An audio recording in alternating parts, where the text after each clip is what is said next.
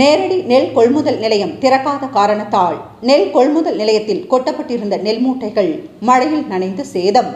நெல்மணிகள் முளைத்ததால் விவசாயிகள் அவதி.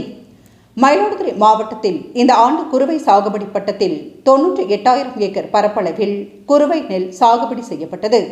நிலத்தடி நீர் மற்றும் மழையை பயன்படுத்தி பெரும்பாலான விவசாயிகள் சாகுபடியில் ஈடுபட்ட நிலையில் தற்பொழுது அறுவடை பணிகள் தீவிரமாக நடைபெற்று வருகின்றன. வழக்கமாக செப்டம்பர் 1ஆம் தேதி நேரடி நெல் கொள்முதல் நிலையங்கள் குறுவை சமயத்தில் திறக்கும் நிலையில் முன்பட்ட குறுவை சாகுபடி செய்த விவசாயிகளுக்காக 90 நெல் கொள்முதல் நிலையங்கள் திறக்க மாவட்ட ஆட்சியர் உத்தரவிட்டார்.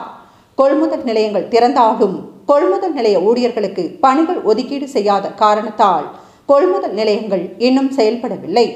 அரசின் அறிக்கையை நம்பி விவசாயிகள் நெல் கொள்முதல் நிலையத்தில் தாங்கள் அறுவடை செய்த நெல்லை கொட்டி காத்து கிடக்கின்றனர்.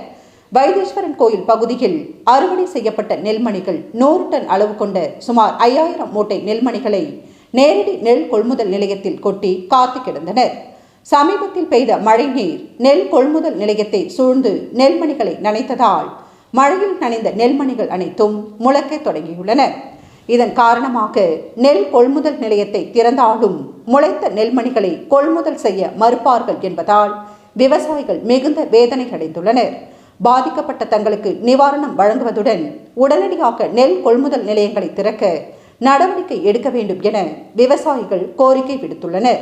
மயிலாடுதுறை மாவட்டம் சீர்காழி மேற்கு ஒன்றியம் கற்கோயிலுங்கிற கிராமத்திலிருந்து வைத்தீஸ்வரன் கோயிலுங்கிற டிபிஸில் நெல் அறுத்து இறக்கியிருக்கேன். 15 நாள் ஆகுது. நேரடி கொள்முதல் நிலையம் எடுத்திருந்தாக்க போட்டிருக்கலாம். இப்போ கிட்டத்தட்ட 2000 மூட்டைக்கு மேலே லாஸ். நாற்று முளைச்சி கிடக்கு. தாலி அடகு அது இது குண்டம் சட்டி எல்லாம் வச்சு தான் போட்டிருக்குறோம்.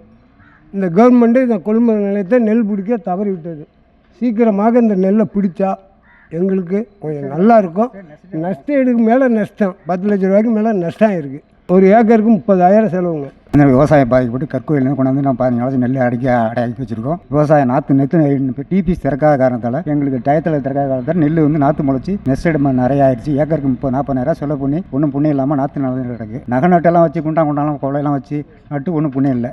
நாற்று வேற விட்டதுலேருந்து அதுலேருந்து வரையும் நஷ்டமாக தான் இருக்குது. எங்களுக்கு ஒன்றும் பிரச்சனை. டிபிசி நேராக காலத்தோடு எங்களுக்கு திறக்காதனால எங்களுக்கு நெஸ்டடு வழங்கணும்.